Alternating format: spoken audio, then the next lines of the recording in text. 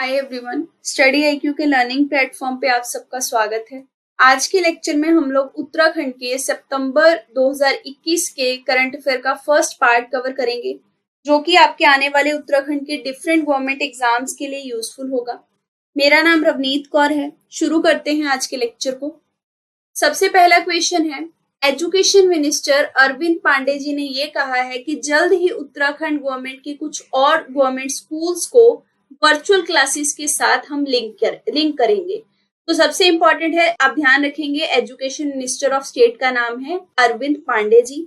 और कितने और गवर्नमेंट स्कूल्स को स्टेट वर्चुअल क्लासेस के साथ लिंक करने के बारे में बात कर रही है, ये आप बताएंगे।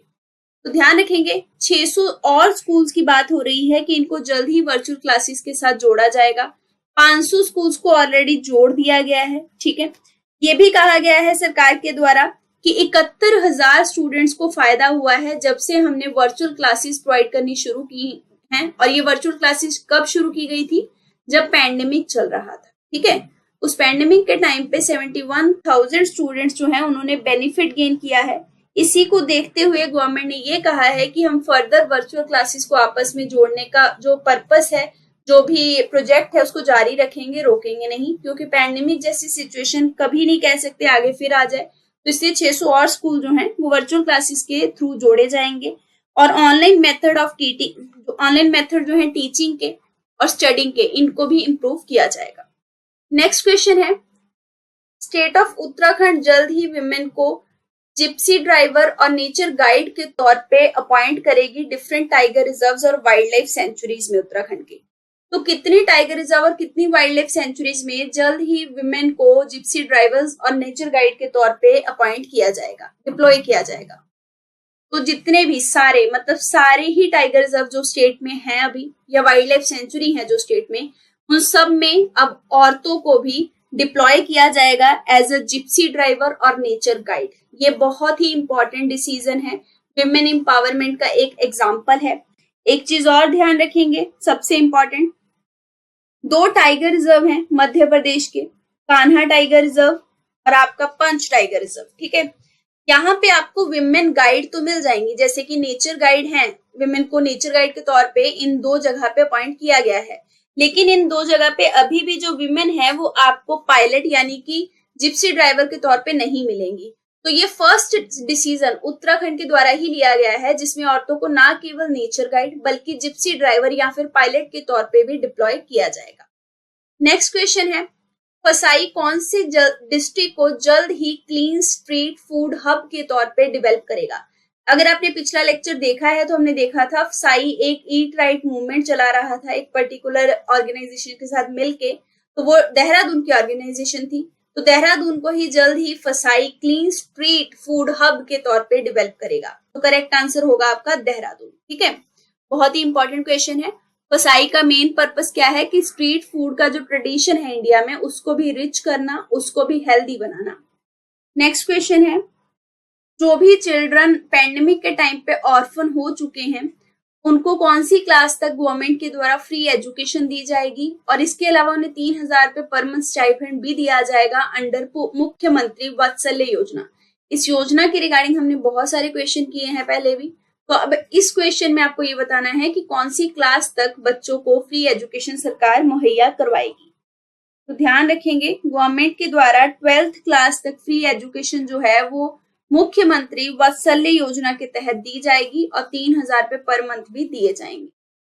नेक्स्ट क्वेश्चन है, चीफ मिनिस्टर पुष्कर सिंह धामी जी ने ये कहा है कि जल्द ही women sport college Udham Singh Nagar district में सेटअप किया जाएगा।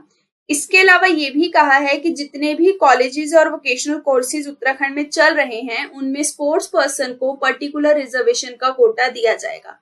तो कितने % रिजर्वेशन स्पोर्ट्स पर्सन को इन सारे कॉलेजेस में दिया जाएगा, ये आप बताएंगे। तो ध्यान रखेंगे, 5% रिजर्वेशन स्पोर्ट्स पर्सन के लिए हर कॉलेज में और वोकेशनल कोर्स में उत्तराखंड गवर्नमेंट के द्वारा मुहैया करवाया जाएगा। नेक्स्ट क्वेश्चन बहुत इंपॉर्टेंट है। उत्तराखंड की जो गवर्नर हैं बेबी रानी मौर्य, इन्होंने रिजाइन कर दिया। इनकी टर्म कंप्लीट होने से 2 साल पहले ही इन्होंने रिजाइन कर दिया। इन्होंने अपना रेजिग्नेशन जो है वो किनको सौंपा है, ये आप बताएंगे। बहुत इंपॉर्टेंट क्वेश्चन और बेसिक क्वेश्चन है। कि अगर किसी गवर्नर को रिजाइन करना होता है तो वो अपना रेजिग्नेशन किन्हें देते हैं? तो रेजिग्नेशन दिया जाता है प्रेसिडेंट ऑफ इंडिया को। ठीक है, प्रेसिडेंट ऑफ इंडिया को इन्होंने अपना रेजिग्नेशन जो है वो सौंप दिया है। बेसिकली गवर्नर जो होते हैं वो एक तरीके से सेंटर की ही डिप्लॉय किए हुए होते हैं, तो इन्होंने रेजिग्नेशन जो है वो प्रेसिडेंट को हैंड ओवर कर दिया है। नेक्स्ट क्वेश्चन है, उत्तराखंड गवर्नमेंट ने कहा है कि वो जल्द ही 2 व्हीलर्स को इंसेंटिव देगी कुछ परसेंट का, और वो इंसेंटिव इसलिए दिया जाएगा कि अगर वो इलेक्ट्रिक व्हीकल खरीदने के इच्छुक हैं तब उन्हें ये इंसेंटिव दिया जाएगा 2 व्हीलर के लिए। ठीक है, कितने परसेंट ये इंसेंटिव दिया जाएगा? अगर उनकी व्हीकल का प्राइस जो है वो 7500 से नीचे है तब उनको ये इंसेंटिव दिया जाएगा। कितने परसेंट रहेगा ये आप बताएंगे। तो ध्यान रखेंगे ये इंसेंटिव रहेगा 10%। अगर 7500 तक का वो व्हीकल ले रहे हैं ई व्हीकल, तब ये इंसेंटिव दिया जाएगा। इलेक्ट्रिक व्हीकल को प्रमोट करने के लिए स्टेट में ये सारे इंसेंटिव का जो चक्कर है ये चलाया जा रहा है। ठीक है, अगर आप 4 व्हीलर लेना चाह रहे हैं तो 4 व्हीलर के लिए अगर आप 50,000 तक का 4 व्हीलर ले रहे हैं तो सरकार आपको 5% तक का इंसेंटिव उसमें देगी। 2 व्हीलर में इंसेंटिव जो है वो ज्यादा है। ठीक है, इससे क्या होगा, इससे आप इलेक्ट्रिक व्हीकल लेने के लिए और भी ज्यादा प्रेरित भी होंगे, और इसी के साथ साथ ये अगर जितने आप इलेक्ट्रिक व्हीकल खरीदेंगे उतने ही सरकार चार्जिंग स्टेशन जो है इलेक्ट्रिक व्हीकल के लिए वो स्टेब्लिश कर पाएगी, और चार्जिंग स्टेशन सेटअप करने वाले को घाटा नहीं हो। नेक्स्ट क्वेश्चन है, इंडिया का बिगेस्ट फर्नरी जो है वो रानीखेत ऑफ उत्तराखंड में ओपन किया गया है। ये बेसिकली ओपन एयर फर्नरी सेंटर है। इसके रेफरेंस में आपको इनकरेक्ट स्टेटमेंट बतानी है। ओपन एयर फर्नरी सेंटर के कॉन्टेक्स्ट में कौन सी स्टेटमेंट इनकरेक्ट है ये आप बताएंगे। तो देखिए इसका आंसर है ऑप्शन नंबर 4। एक्चुअल में कोई भी स्टेटमेंट इनकरेक्ट नहीं, इन सारी स्टेटमेंट को एक बार देख लेते हैं। ये जो फर्नरी है बेसिकली जो रानीखेत में सेटअप की गई है, यहाँ पे आपको डिफरेंट फर्न स्पीशीज की ग्रेटेस्ट कलेक्शन देखने को मिलेंगी। सबसे ज्यादा collection Jawaharlal Nehru tropical botanical garden and research institute Thiruvananthapuram में लोकेटेड है। सेकेंड नंबर की जो है वो आपको उत्तराखंड के रानीखेत में देखने को मिलेंगी। ये कंट्री का पहला ओपन एयर फर्नरी सेंटर है जहां पे आपको ओपन एयर में फर्न्स देखने को मिलेंगे। किसी भी तरीके का पॉली हाउस क्रिएट नहीं किया गया है। पॉली हाउस होता है शेड के थ्रू नीचे फर्न डेवलप करना, सब कुछ ओपन एयर में है, मतलब ग्रीन हाउस वगैरह पॉली हाउस क्रिएट करके फर्न जो है उनको डेवलप नहीं किया गया है। और थर्ड है कि रानीखेत फर्नरी जो है बेसिकली वो वहां पे आपको 120 plus different kind of ferns देखने को मिलेंगे, और ये 4 एकड़ ऑफ लैंड में सेपरेट किया गया है। 1800 मीटर की ऊंचाई पे ये आपका ओपन एयर फर्नरी सेंटर डेवलप किया गया है। तो देखिए क्वेश्चन ऐसे भी आ सकता है कि ओपन एयर फर्नरी सेंटर जो है वो उत्तराखंड की कौन सी जगह में सेटअप किया गया है, तो रानीखेत में किया गया है। इसके ये सारे फीचर्स ध्यान रखेंगे, कोई भी ऑप्शन आपका इनकरेक्ट नहीं है। नेक्स्ट क्वेश्चन है, उत्तराखंड गवर्नमेंट के द्वारा कितने हेलीपैड्स को जल्द ही हेलीपोर्ट के तौर पे अपग्रेड किया जाएगा? इसका करेक्ट आंसर है 13 हेलीपैड हैं जिन्हें जल्द ही हेलीपोर्ट के तौर पे गवर्नमेंट के द्वारा अपग्रेड किया जाएगा। ठीक है, अब इनके नाम आप ध्यान रखना चाहें ठीक है, नहीं तो कोई इतना इंपॉर्टेंट नहीं है क्योंकि 13 नाम बहुत ज्यादा हो जाएंगे। इनके लिए जो बजट है वो अभी तक 100 करोड़ रुपए का दिया गया है। इस 100 करोड़ से ज्यादा भी अमाउंट लग सकता है। ये जो प्रोजेक्ट है बेसिकली ये रीजनल कनेक्टिविटी स्कीम यानी कि उड़ान जो है, ठीक है, उसी के तहत ये प्रोजेक्ट जो है वो इम्प्लीमेंट किया जाएगा। हर एक हेलीपैड जिसको कि हेलीपोर्ट में कन्वर्ट किया जाएगा या अपग्रेड किया जाएगा उसकी लागत 7 से 8 करोड़ रुपए आने का अंदाजा है, और टोटल 100 करोड़ रुपए दिए गए हैं। अब देखिए अगला क्वेश्चन रीजनल कनेक्टिविटी स्कीम के ही ऊपर है क्योंकि इसी के तहत वो हेलीपैड कन्वर्ट हो रहे हैं। अब आपको बताना है रीजनल कनेक्टिविटी स्कीम के तहत कॉन्टेक्स्ट में कौन सी स्टेटमेंट इन सारे ऑप्शंस में से करेक्ट है। देखिए क्वेश्चन ध्यान से पढ़ेंगे, करेक्ट पूछा है या इनकरेक्ट, तो करेक्ट बताएंगे। इसका सही आंसर है ऑप्शन नंबर 4। सारी ही स्टेटमेंट करेक्ट है। एक बार ध्यान से पढ़ लेते हैं सारी स्टेटमेंट्स को। देखिए जो मिनिस्ट्री ऑफ सिविल एविएशन है उनके द्वारा ये रीजनल कनेक्टिविटी स्कीम जो है ये शुरू की गई थी 2016 में। साल ध्यान रखेंगे, पूछा जा सकता है। इसका पर्पस है रीजनल एयर कनेक्टिविटी को प्रमोट करना और एयर ट्रेवल को लोगों के लिए और भी ज्यादा अफोर्डेबल बनाना। सेकंड है ये स्कीम सेंट्रल और स्टेट गवर्नमेंट के द्वारा ज्वाइंटली फंडेड की जा रही है, यानी कि दोनों इसमें कंट्रीब्यूशन देंगे। स्कीम 10 साल के लिए चलाई जाएगी, 10 साल बाद देखा जाएगा कि इसको फर्दर एक्सटेंड करना है या नहीं करना। तो अभी के लिए 2026 तक ही स्कीम चलाई जाएगी। नेक्स्ट क्वेश्चन है, कितने हाइड्रो इलेक्ट्रिक प्रोजेक्ट अभी तक उत्तराखंड गवर्नमेंट में ऑपरेशनल हैं और ये सारे प्रोजेक्ट 4000 मेगावाट तक की इलेक्ट्रिसिटी प्रोड्यूस कर रहे हैं। तो ध्यान रखेंगे 75 आपके हाइड्रो इलेक्ट्रिक प्रोजेक्ट जो हैं वो अभी तक स्टेट में ऑपरेशनल हैं। 96 और भी ज्यादा हाइड्रो पावर प्लांट लगाने के लिए सरकार उनका डेवलपमेंट कर रही है। ये 96 हाइड्रो पावर प्रोजेक्ट जो हैं ये अभी डेवलपमेंट की स्टेज के अंडर हैं। सबसे इंपॉर्टेंट चीज ये है कि ये सारे हाइड्रो इलेक्ट्रिक प्रोजेक्ट जो थे ये अंडर क्वेश्चन इसलिए आए क्योंकि रिसेंटली उत्तराखंड में बहुत सारे फ्रीक्वेंट फ्लैश फ्लड चमोली में देखने को मिले। उसके बाद ये बोला गया कि इतने हाइड्रो इलेक्ट्रिक प्रोजेक्ट होने की वजह से ये फ्रीक्वेंट जो फ्लैश फ्लड हैं ये उत्तराखंड में देखने को मिल रहे हैं। लेकिन उत्तराखंड गवर्नमेंट की जो अथॉरिटी है, जो उत्तराखंड जल विद्युत निगम लिमिटेड है, उन्होंने ये कहा है कि जब भी hydro electric power project Uttarakhand government के द्वारा सेटअप किया गया है तो उससे पहले क्लीन इन्वायरमेंट इम्पैक्ट असेसमेंट किया गया है हर एक रिवर का, जिसके ऊपर ये प्रोजेक्ट चलाया जाएगा। और इन्होंने ये भी कहा इस एजेंसी ने कि ये जो क्लीन इन्वायरमेंट इम्पैक्ट असेसमेंट है नदी का, ये केवल उत्तराखंड गवर्नमेंट करती है क्योंकि नदियों का इन्वायरमेंट इम्पैक्ट असेसमेंट पूरे देश में कहीं और नहीं हो रहा। ये इनका क्लेम है और इन्होंने ये कहा है कि हमने हर एक प्रोजेक्ट को शुरू करने से पहले प्रॉपर असेसमेंट किया है, प्रॉपर इन्वायरमेंट इम्पैक्ट को स्टडी किया है। तो इस प्रोजेक्ट की वजह से ये सारे प्रोजेक्ट्स के कारण फ्लैश फ्लड्स नहीं आ रहे हैं। तो इन्होंने ये कहा है कि हमारे इन प्रोजेक्ट की वजह से इन्वायरमेंट को किसी भी तरीके का लॉस नहीं हो रहा है। नेक्स्ट क्वेश्चन है, उत्तराखंड हाई कोर्ट के जो चीफ जस्टिस हैं राघवेंद्र सिंह चौहान, ये बहुत इंपॉर्टेंट है, इनका नाम ध्यान रखेंगे, ठीक है। इन्होंने पहला ई सेवा केंद्र जो है वो कौन से हाई कोर्ट के प्रीमिसेस पे शुरू किया है, इनॉग्रेट किया है? तो ध्यान रखेंगे नैनीताल हाई कोर्ट जो है उत्तराखंड का, उसके प्रीमिसेस पे Uttarakhand high court chief justice ji ने पहला ई सेवा केंद्र जो है उसे इनॉग्रेट कर दिया है। तो ये क्वेश्चन बहुत ज्यादा इंपॉर्टेंट हो जाता है। देखिए ई सेवा केंद्र का पर्पस या फिर ई सेवा केंद्र का बेनिफिट क्या होगा। इसके तहत आप ई कोर्ट प्रोग्राम में एनरोल कर सकते हैं, यानी कि आप अपनी एप्लीकेशन ऑनलाइन जमा कर सकते हैं कोर्ट में। आपका कोई भी डिटेल आपको क्वेरी जाननी है कि आपका केस जो है वो कहाँ तक पहुंचा, तो आपको बार बार कोड आने की जरूरत नहीं है। आप इस ई सेवा केंद्र के तहत खुद को ऑनलाइन पे एनरोल करके लॉग इन करके सारी क्वेरीज पा सकते हैं। तो पहला ई सेवा केंद्र नैनीताल हाई कोर्ट के प्रीमिसेस पे खोला गया है। नेक्स्ट क्वेश्चन है, कौन सी ऐसी स्टेट है जो कि रिसेंटली सेफेस्ट स्टेट के तौर पे इमर्ज हुई है for the senior citizens of India, यानी कि उस जगह पे जो सीनियर सिटीजन्स हैं वो सबसे ज्यादा सेफ माने गए हैं इन टर्म्स ऑफ क्राइम। उस जगह पे एल्डरली पॉपुलेशन के अगेंस्ट जो क्राइम है वो कम होता है अगर हम कंट्री के बाकी स्टेट्स को देखें। ये डाटा रिलीज किया गया है नेशनल क्राइम रिकॉर्ड ब्यूरो के द्वारा।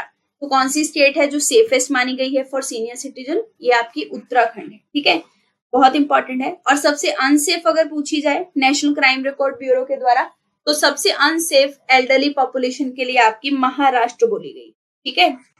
2011 के सेंसस के हिसाब से उत्तराखंड में लगभग 9 लाख सीनियर सिटीजन रहते हैं, ठीक है।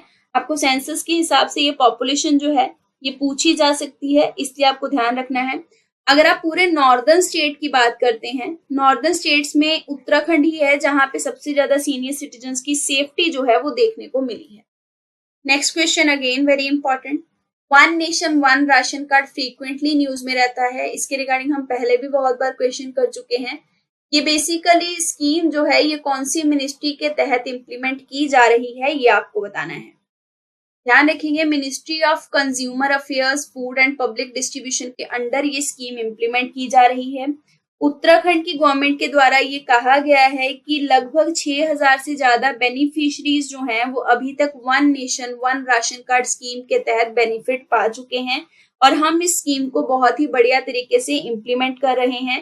हमने आधार के साथ मतलब जो बायोमेट्रिक लिंक होता है राशन कार्ड का उनको करना शुरू कर दिया है और डिजिटल मेथड जो है वो बहुत ही फास्टेस्ट तरीके से स्टेट में इंप्लीमेंट किए जा रहे हैं ताकि जो भी जेन्युइन है मतलब राशन कार्ड के होल्डर्स उनको राशन मिल पाए, उनको कभी भी राशन के लिए डिनाई नहीं किया जाएगा। नेक्स्ट क्वेश्चन बहुत ही ज्यादा important, very very important. Surya Kiran joint exercise जो है वो पिथौरागढ़ में शुरू हो चुकी है। ये Surya Kiran joint exercise India की कौन से कंट्री के साथ ज्वाइंट मिलिट्री एक्सरसाइज है, ये आप बताएंगे। तो देखिए ये क्वेश्चन बहुत इंपॉर्टेंट है। इंडो नेपाल की ये ज्वाइंट मिलिट्री एक्सरसाइज है, यानी कि दोनों साइड की मिलिट्री जो है वो मिलकर इस एक्सरसाइज को कंडक्ट करती हैं। सूर्य किरण इंडिया की नेपाल के साथ ज्वाइंट एक्सरसाइज है, तो इसको ध्यान रखेंगे क्योंकि ये बहुत ही ज्यादा इंपॉर्टेंट है। ठीक है, 3 अक्टूबर को ये बोला गया है बेसिकली कि शुरू की गई थी, 3 अक्टूबर को ये कहा गया है कि ये 3 अक्टूबर को एंड होगी और ये शुरू सितंबर में हो गई है। नेक्स्ट क्वेश्चन है, उत्तराखंड का कौन सा ऐसा डिपार्टमेंट है जो कि ये प्लान कर रहा है कि automatic number plate recognition cameras को उत्तराखंड के एंट्री पॉइंट पे इंस्टॉल किया जाएगा, जिसके तहत वो कैमरा ऑटोमेटिकली आपकी नंबर प्लेट को कैप्चर कर लेंगे। अब ये क्यों किया जाएगा, ताकि जो भी बसेस हैं वो टैक्स का फ्रॉड करती हैं, टैक्स को नहीं भरती हैं या फिर टैक्स रिकवरी उनसे प्रॉपर नहीं हो पाता क्योंकि वो बिना टैक्स भरे जल्द ही बॉर्डर क्रॉस कर लेती हैं, उनको रोकने के लिए ये जल्द ही automatic number plate recognition camera का सिस्टम जो है वो शुरू किया जाएगा, ताकि टैक्स रिकवरी जो है वो स्टेट में मैक्सिमाइज हो सके। ये उत्तराखंड का ट्रांसपोर्ट डिपार्टमेंट है जो ये कैमरास को इंस्टॉल करेगा और ये सारे कैमरास उत्तराखंड का जो एंट्री पॉइंट है वहां पे सेटअप किए जाएंगे। ठीक है, एंट्री पॉइंट पे सेटअप किए जाएंगे। इसके अलावा उत्तराखंड गवर्नमेंट ये भी बोल रही है कि 10 कैमरास जो हैं वो देहरादून डिस्ट्रिक्ट में ही सेटअप किए जाएंगे, क्योंकि सबसे ज्यादा ट्रैफिक और आई चलाई देहरादून डिस्ट्रिक्ट में ही देखने को मिलती है।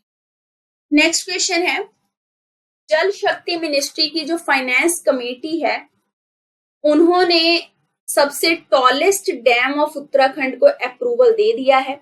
ये सबसे टॉलेस्ट डैम जो है ये उत्तराखंड की कौन सी रिवर पे बनाया जाएगा, ये आप बताएंगे। तो देखिए इसके रिगार्डिंग हम पहले भी बहुत बार क्वेश्चन कर चुके हैं। ये जो टॉलेस्ट डैम है आपका ये यमुना रिवर पे बनाया जाएगा, ध्यान रखेंगे।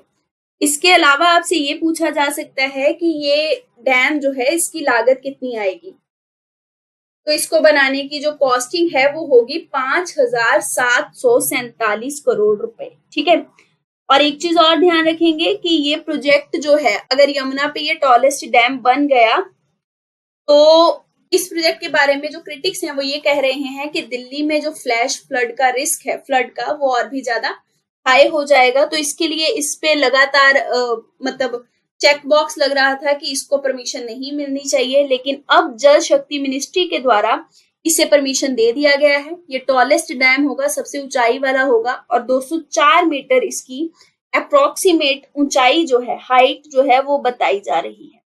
ठीक है, एक चीज और ध्यान रखेंगे, अगर आपसे इसकी कैपेसिटी पूछी जाए तो 300 मेगावाट की इसकी कैपेसिटी होगी। ये बहुत ही ज्यादा इंपॉर्टेंट है। लखवार मल्टीपर्पज प्रोजेक्ट जो है उसके नाम से भी इसे जाना जाएगा। ये लखवार मल्टीपर्पज प्रोजेक्ट के बारे में हमने पहले भी बहुत बार स्टडी किया है, अपने पुराने लेक्चर्स में बहुत सारे क्वेश्चंस किए हैं। ठीक है, इस प्रोजेक्ट की 90% जो कॉस्टिंग है वो सेंट्रल गवर्नमेंट के द्वारा बियर की जाएगी, 10% जो है वो स्टेट पे करेगी। नेक्स्ट क्वेश्चन है, उत्तराखंड की जो अर्बन पॉपुलेशन है वो 37% थी, लेकिन जब से 4 म्यूनिसिपैलिटीज ऐड की गई हैं उत्तराखंड में, और ये 4 कौन सी हैं ये आप कमेंट सेक्शन में बताएंगे अगर आपने पुराने लेक्चर्स देखे हैं, इनको हमने बहुत अच्छे से किया था। तो देखिए जब ये 4 म्यूनिसिपैलिटीज ऐड की गई हैं उसके बाद से उत्तराखंड की अर्बन पॉपुलेशन कितने % हो गई है ये आप बताएंगे। तो ध्यान रखेंगे ये 4 म्यूनिसिपैलिटीज जो हैं इनको ऐड करने के बाद उत्तराखंड की जो प्रेजेंट अर्बन पॉपुलेशन है वो 41% तक हो चुकी है। पॉपुलेशन बढ़ने के कारण उत्तराखंड गवर्नमेंट जो है वो हेल्थ केयर पे ज्यादा फोकस कर रही है, क्योंकि ज्यादा पॉपुलेशन होने से पब्लिक और प्राइवेट सेक्टर में हेल्थ की फैसिलिटी अच्छी होना बहुत जरूरी है, ताकि लोग जो हैं वो ज्यादा से ज्यादा जागरूक हो सकें और एल्डरली पॉपुलेशन जो कि आगे चल के बढ़ जाएगी उनके लिए भी अच्छी हेल्थ सुविधा जो है वो हमेशा अवेलेबल होनी चाहिए। इसके लिए गवर्नमेंट लगातार एफर्ट कर रही है।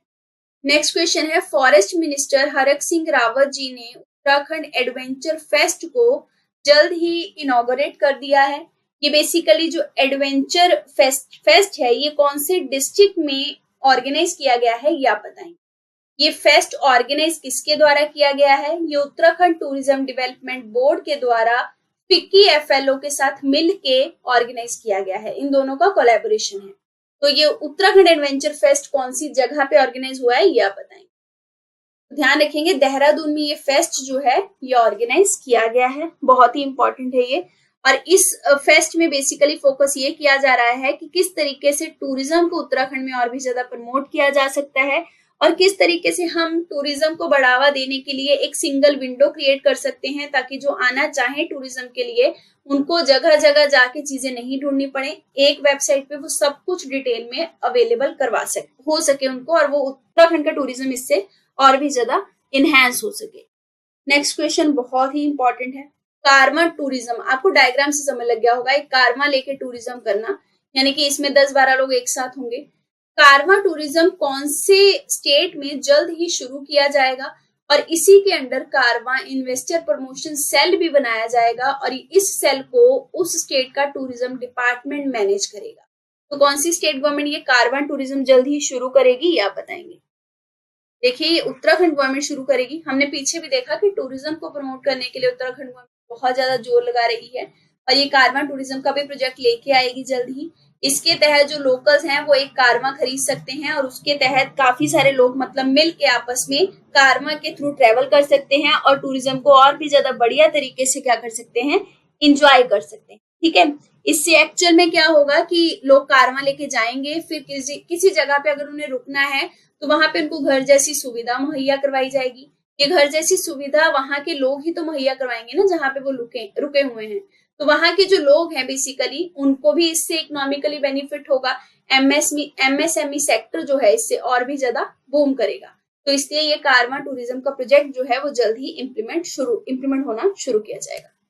नेक्स्ट क्वेश्चन है, उत्तराखंड फॉरेस्ट डिपार्टमेंट ने स्टेट का पहला आपका पाल्मेटम जो है ये कौन से डिस्ट्रिक्ट में इनॉग्रेट किया? ये स्टेट का पहला पाल्मेटम है। अब पाल्मेटम क्या होता है? जहां पे बहुत सारे पाम के ट्री होंगे। ठीक है, ये स्टेट का पहला पाल्मेटम जो है ये नैनीताल डिस्ट्रिक्ट में इनॉग्रेट किया गया है बाय द उत्तराखंड गवर्नमेंट। ठीक है, ये पाल्मेटम के बारे में ये कहा जा रहा है कि पूरे नॉर्थ इंडिया का ये सबसे बड़ा पाल्मेटम होगा जिसमें 110 से भी ज्यादा स्पीशीज जो हैं वो आपको पाम के देखने को मिलेंगे। ठीक है, 3 एकड़ के लैंड पे लगभग ये आपका फैला हुआ होगा। हल्द्वानी एरिया जो है नैनीताल का पर्टिकुलरली वहां पे ये इनॉग्रेट किया गया है। ठीक है, बहुत इंपॉर्टेंट है ये क्वेश्चन। अब नेक्स्ट क्वेश्चन इसी पाल्मेटम प्रोजेक्ट के ऊपर है। जो पहला पाल्मेटम है उत्तराखंड का जो नैनीताल में अभी अभी इनॉग्रेट किया गया है, ये 3 साल में बनाया गया है और इसको बनाने के लिए जो लागत दी गई है, जो पैसा दिया गया है वो कैंपा स्कीम के अंडर दिया गया है। ठीक है, अब ये कितने लाख रुपए में बनाया गया है ये आप बताएंगे। क्वेश्चन बहुत इंपॉर्टेंट है, ध्यान रखेंगे। इसको बनाने के लिए 16 लाख रुपए तक की लागत आई है और ये 16 लाख रुपए आपका जो कंपेंसेशन फंड होता है फॉरेस्ट का उसके तहत दिया गया है। नेक्स्ट क्वेश्चन है, उत्तराखंड गवर्नमेंट ने कौन से एम्स को यानी कि कौन से all India institute of medical science को आयुष्मान सम्मान से नवाजा है? और वो आयुष्मान सम्मान इसलिए दिया गया क्योंकि इस एम्स ने आयुष्मान भारत योजना के तहत पेशेंट्स को ट्रीट करने के लिए, उनका ट्रीटमेंट देने के लिए अपना कंट्रीब्यूशन बहुत ही ज्यादा दिया। ठीक है, तो ध्यान रखेंगे एम्स ऋषिकेश जो है उसको आयुष्मान सम्मान उत्तराखंड सरकार के द्वारा दिया गया है क्योंकि उन्होंने ये कहा कि आयुष्मान कार्ड के तहत जितने भी पेशेंट आए एम्स ऋषिकेश ने उन सारे पेशेंट्स को बहुत ही अच्छा ट्रीटमेंट दिया, वैल्यूएबल तरीके से कंट्रीब्यूट किया उनके ट्रीटमेंट में और उनको अच्छी सुविधा मुहैया करवाई। इसलिए ये एम्स ऋषिकेश को अवार्ड दिया गया है। नेक्स्ट क्वेश्चन है, कौन सी ऐसी स्टेट गवर्नमेंट है वो जो जल्द ही संस्कृत ग्राम्स को पूरे स्टेट में डेवलप करेगी? संस्कृत ग्राम बेसिकली संस्कृत को और भी ज्यादा प्रमोट और डेवलप करने के लिए बनाए जाएंगे। तो ये डिसीजन उत्तराखंड गवर्नमेंट के द्वारा ही लिया गया है कि हम संस्कृत ग्राम को पूरे स्टेट में डेवलप करेंगे। इससे हर एक रेजिडेंट जो है ठीक है गांव का वो संस्कृत सीख पाएगा। और ये भी बोला गया है कि लगभग 2 गांव जो होते हैं, 2 गांव में से कुछ मिनिमम रेजिडेंट तो ऐसे होने ही चाहिए जिन्हें संस्कृत आनी चाहिए ताकि रेगुलरली लोगों का संस्कृत में इंटरेस्ट जो है वो बना रहे। ठीक है, और इसके लिए एक एकेडमी भी है, उत्तराखंड संस्कृत एकेडमी। बेसिकली ये स्टेट गवर्नमेंट की एकेडमी है। इस एकेडमी का बहुत बड़ा कंट्रीब्यूशन रहेगा। ये जो एकेडमी है ये अलग अलग विलेजेस को सिलेक्ट करेगी, वहां पे मीटिंग करेगी ताकि संस्कृत को और भी ज्यादा प्रमोट किया जा सके। अब आपसे क्वेश्चन ऐसे पूछा जा सकता है कि उत्तराखंड संस्कृत एकेडमी जो है इसके चेयरमैन कौन होते हैं? तो इसके चेयरपर्सन आपके चीफ मिनिस्टर होते हैं, ये ध्यान रखिए। Next question Uttarakhand Sanskrit academy के ही ऊपर है, जिसके चेयरपर्सन सीएम होते हैं। इसका नाम बदल के उत्तरांचल संस्कृत संस्थानम हरिद्वार रखा जाएगा। ये जो आपकी एकेडमी है ये कौन से साल में स्टेब्लिश की गई थी, ये आपको बताना है। तो ध्यान रखेंगे सन 2002 में ये एकेडमी जो है इसको स्टेब्लिश किया गया था।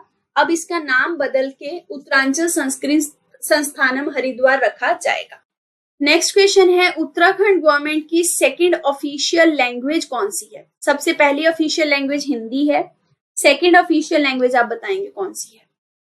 तो सेकंड ऑफिशियल लैंग्वेज संस्कृत है। इसी के प्रमोशन पे सरकार अभी जोर दे रही है, संस्कृत ग्राम बनाए जाएंगे इसी के तहत।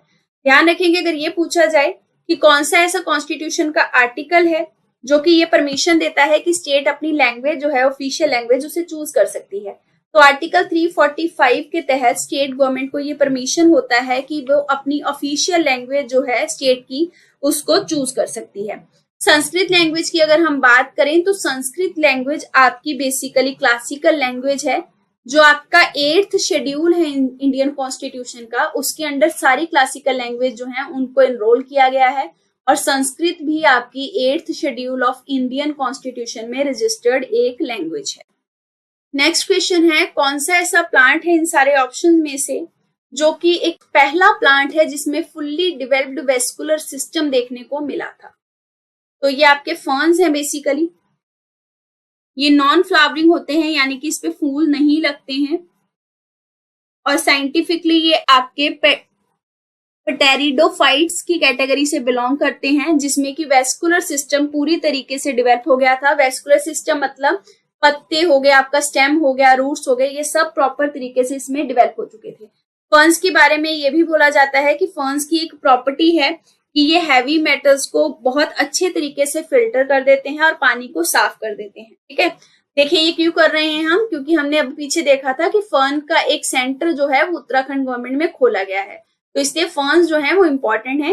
फर्न्स पहले ऐसे प्लांट्स हैं जो कि फुल्ली डेवलप्ड हैं in terms of vascular system. Next question भी इंपॉर्टेंट है। लेफ्टिनेंट जनरल हैं, एक रिटायर्ड, आपको डायग्राम में दिखाई दे रहे होंगे। ये basically farmer deputy chief of army staff भी रह चुके हैं।